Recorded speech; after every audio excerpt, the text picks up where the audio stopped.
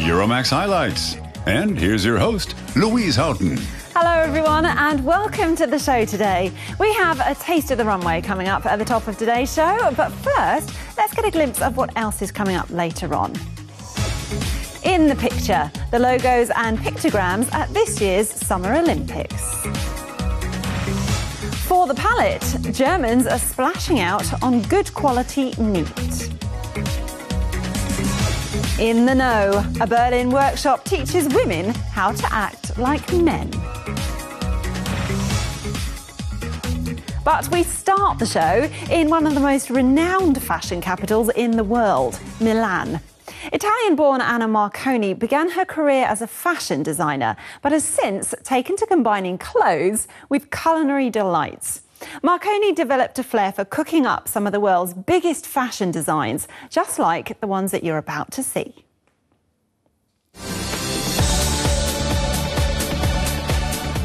Summer's latest fashions created as culinary treats.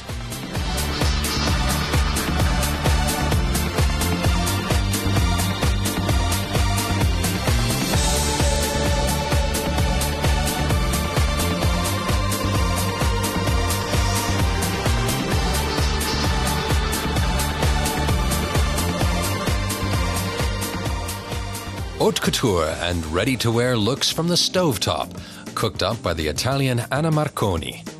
She originally studied fashion design and later worked for Jill Sander and Tom Ford. But it wasn't her cup of tea, so she turned to cooking up fashions. Here, Anna can combine her two passions, food and clothing. It's kind of crazy to imitate fashion with food, but I see it as my personal adventure. My motto is, everyone loves fashion, but if you can't afford it, you might as well eat it. That can make you happy too.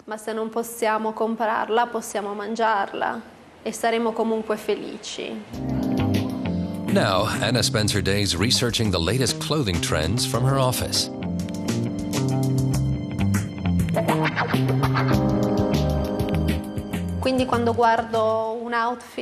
When I look at a piece of clothing, I try to imagine matching ingredients. The colors are the most important, but size, material, and patterns play a role too.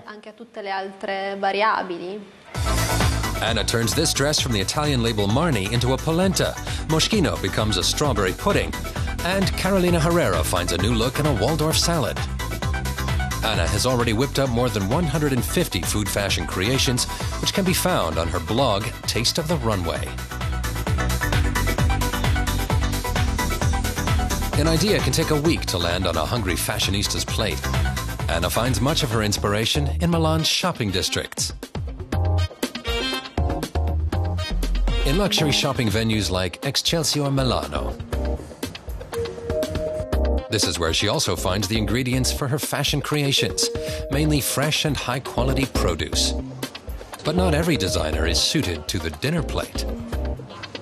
The biggest problem with Armani is the colors. They're so particular that it's hard to find ingredients. Jean-Paul Gaultier's collections are too fussy. When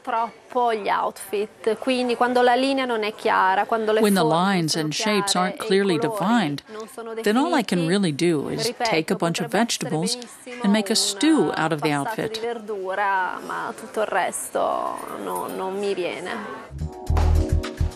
Today, she's whipping up a 4-course meal of Dolce & Gabbana, Jill Sander, Moschino, and Oscar de la Renta. Anna learned the ins and outs of the kitchen from her mother, who always told her that food must be a feast for the eyes as well as for the palate.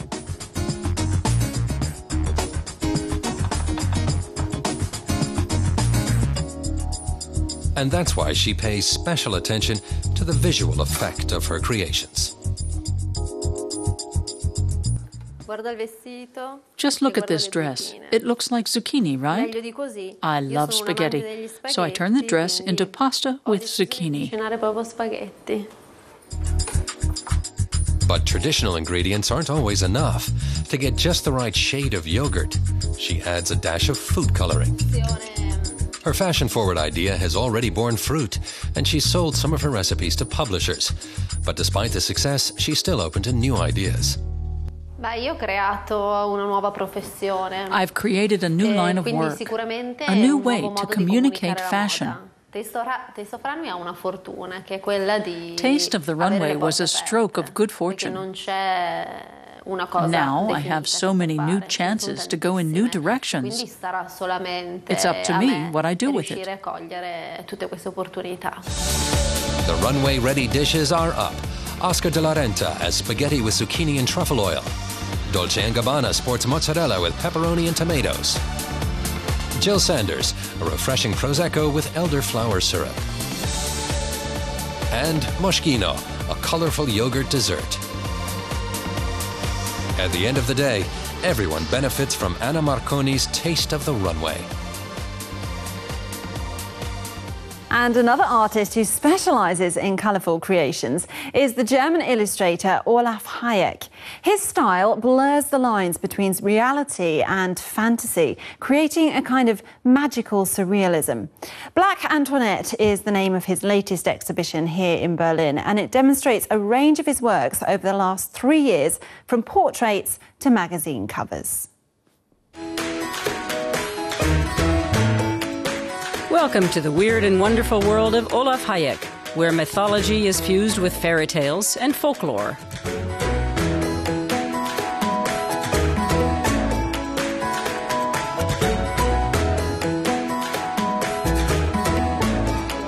His pictures are currently on show in a gallery in Berlin.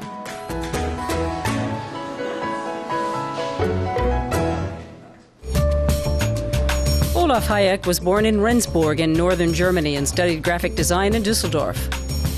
He has worked as an illustrator for 20 years. His work is sold all over the world, from Paris to New York. My mystery is hard for me to get to the bottom of myself. But I think I just try to convey my idea of beauty. The paintings are influenced by the cultures I've encountered through my travels, and I think the result is a universal aesthetic. Hayek's pictures have been featured in magazines, books, and CD covers in various countries.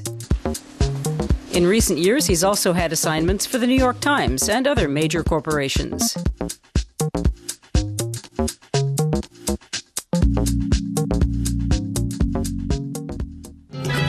Hayek is one of the few illustrators who still works with a brush rather than a computer. After an initial sketch, he paints with acrylics on cardboard or wood. He then scans in the pictures for the client. His work is an example of where the lines between illustration and art become blurred.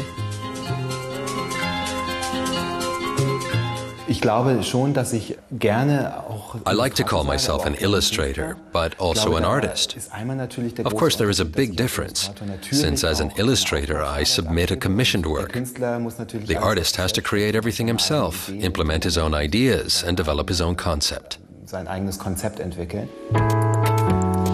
At the moment, although he's still working on commercial illustrations, Hayek is doing more of his own uncommissioned work. He's preparing his next solo exhibition for the gallery of Anna Lüpertz, daughter of famous German painter Markus Lüpertz. My work is getting more picturesque. The aim is to enlarge the format and to move even further away from the actual work of an illustrator. His paintings have been gaining more attention on the art market. He gets inquiries from galleries and collectors all over the world. His inspiration comes from his travels in Latin America and Africa.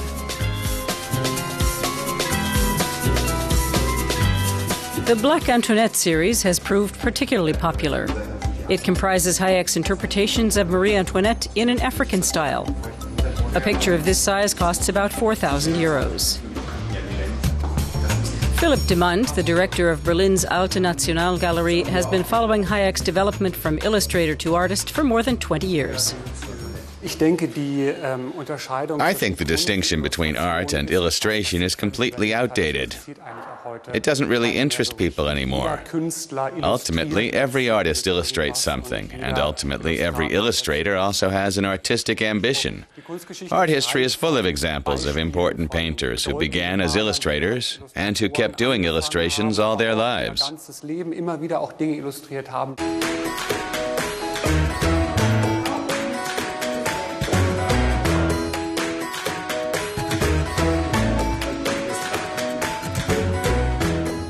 Olaf Hajek is planning a trip to South Africa for January 2013 to gain more inspiration for his future work.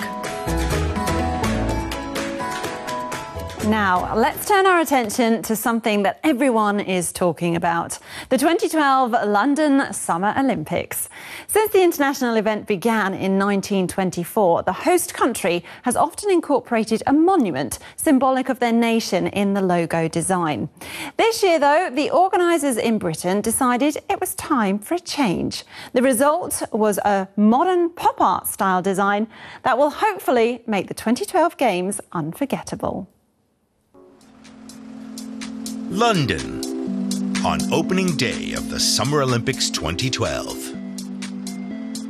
The colours and motifs of the Games are everywhere. The British capital has put on its Olympic outfit. Matt Buckhurst is creative director of the Future brand agency. He helped create the overall design of the event. What we wanted to achieve was something very dynamic, something quite different for London. And London has a reputation for being a hotbed of design, and we were very aware of that. We were a bit concerned that we had to achieve something that stood out of the crowd. The unusual logo of the Games looks like shards of glass reminiscent of the number 2012. When the design was first unveiled 5 years ago, it came in for a lot of criticism. It was developed by the Wolf Olins agency.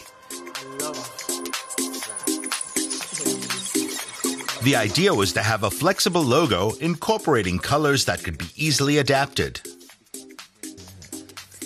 And it was to be clearly distinguishable from its predecessors.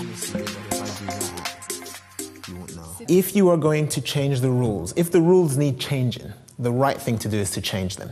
Now, people are always going to react against that because they're like, well, you haven't followed the rules. The rules of Olympic branding are you put the city in and you use an icon of the city, Big Ben, the London Eye.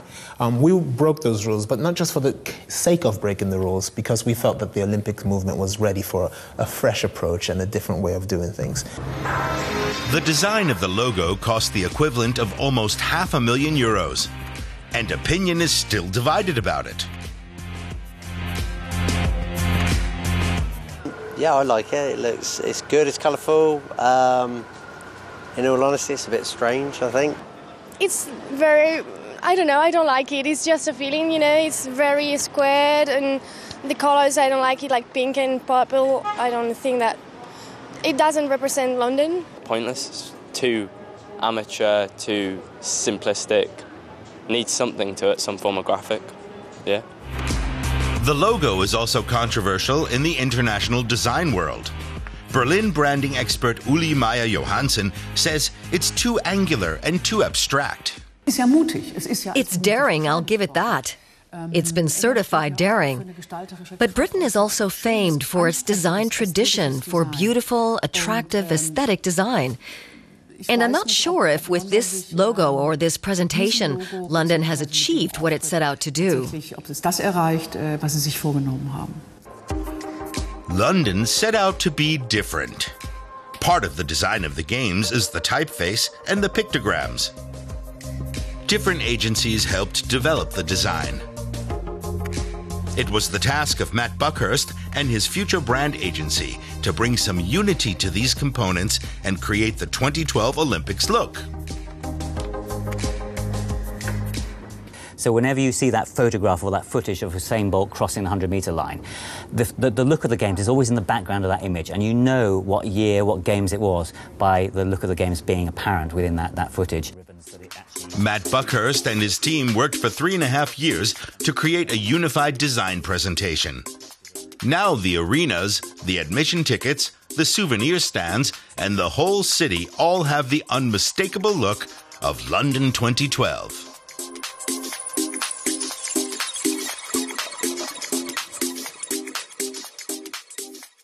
So I really hope that people enjoying the spectacle of Olympic Games will realise that a lot of work and effort has gone into the designs and that they represent, you know, contemporary design in Britain. Will the spectators at the Olympic Games be awarding points for the design? They'll surely have their eyes focused on something else, the Games themselves.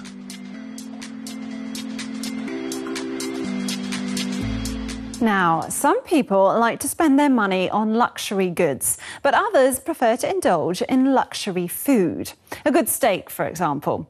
Here in Berlin, gourmet meat is in style, and a few exclusive restaurants have popped up where you can pay anything from €60 and up for a savoury fillet. But when you see these succulent cuts, you may be tempted to pay the price. This is seriously upmarket meat. Prime beef that can set you back a pretty penny.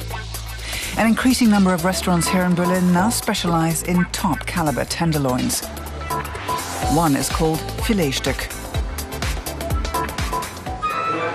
The feel couldn't be more different from your regular steakhouse. The presentation is minimalist. For restaurant co-owner Sascha Ludwig, it's the quality of the meat that's crucial.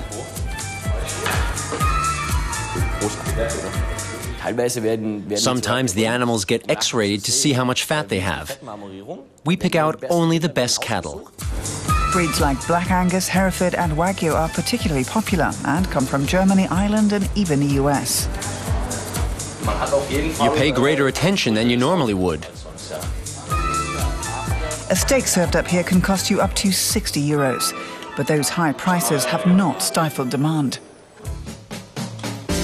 And those rising standards are also reflected on the home cooking front in Germany. Musician and film composer Helmut Zerlett loves quality meat. I like good meat, but I'm against cruelty to animals. I don't want any meat from tortured animals. I rarely eat meat, but it's always quality. Amateur cooks looking for top-caliber cuts come to places like this, the Otto Gourmet butcher shop in the western German town of Heinsberg. The owners also take orders from high-profile professional chefs. This chunk costs €1,200. Co-owner Wolfgang Otto sees himself as a meat sommelier. He regularly holds gourmet tasting events.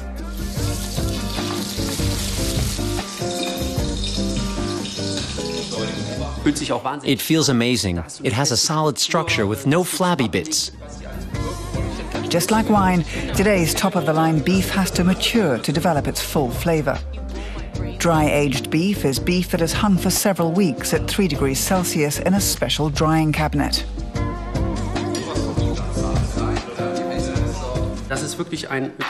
Everyone wants tender beef, but we aim for character. That's fun, and I would never eat 500 or 300 grams of this, maybe 80 grams to savor the experience. Nowadays, professional equipment for preparing meat can even be found in home kitchens. This is a device that can be set to a precise temperature. It's never hotter than 58 degrees, so the meat is perfect.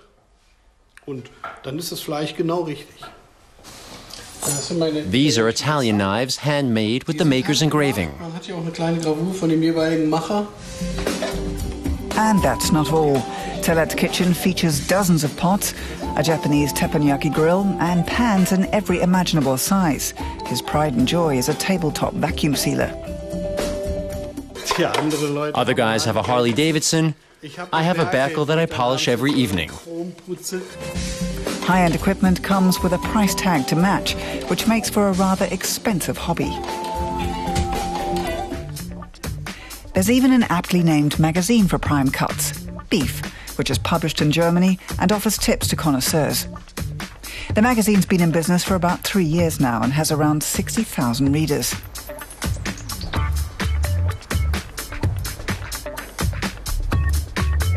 Back in the kitchen, Helmut Zerlett is preparing a special dinner. Once a week, he invites friends to indulge in a culinary delight.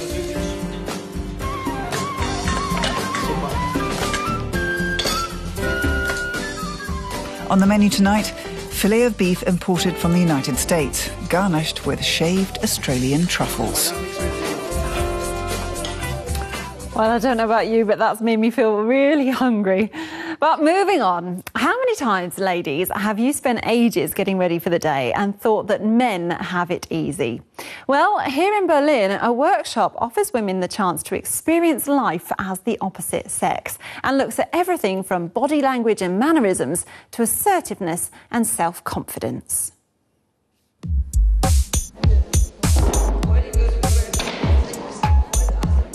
Playing with identity.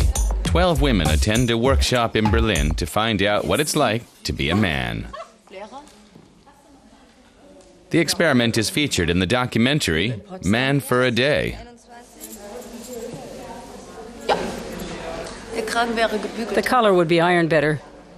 My wife wouldn't let me out of the house like this.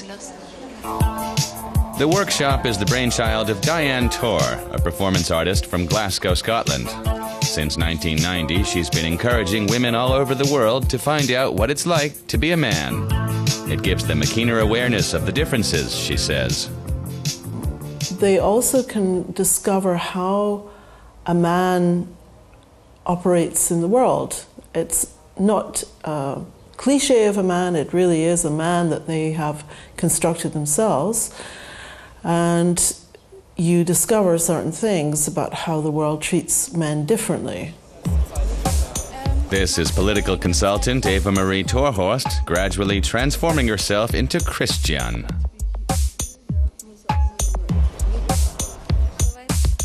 With a little help, former beauty queen Suzanne Schönborn turns into Andy.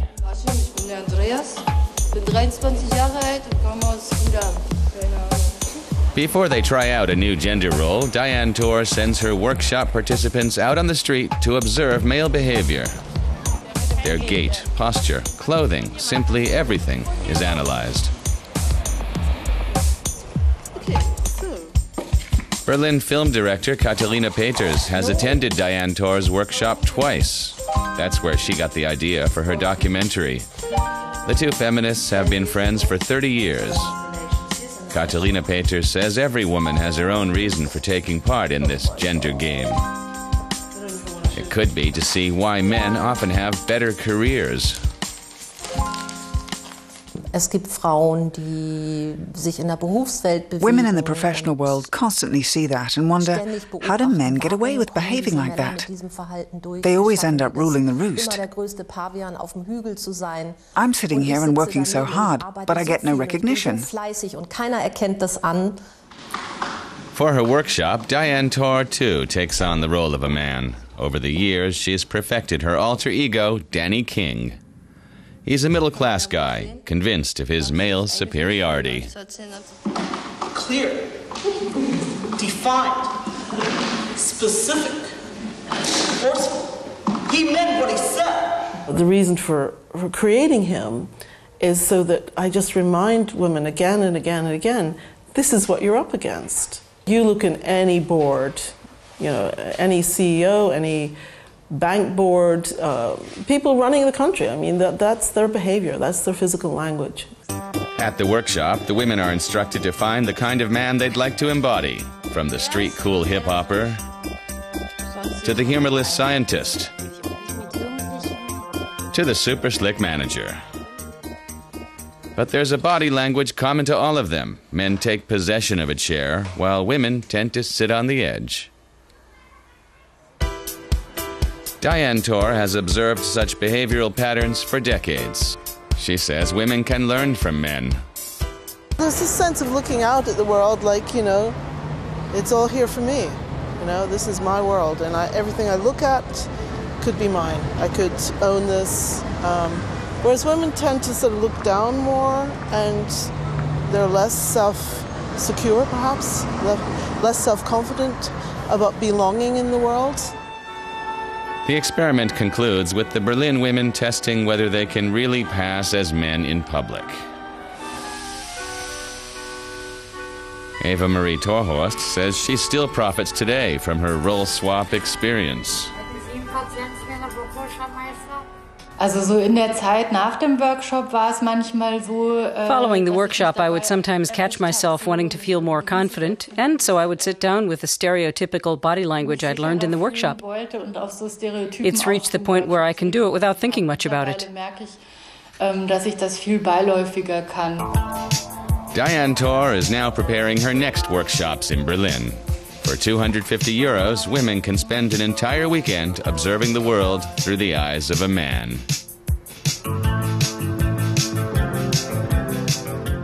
And that brings us to the end of the show today. So thanks for watching, everyone, and hope you can join us again soon. Bye-bye for now.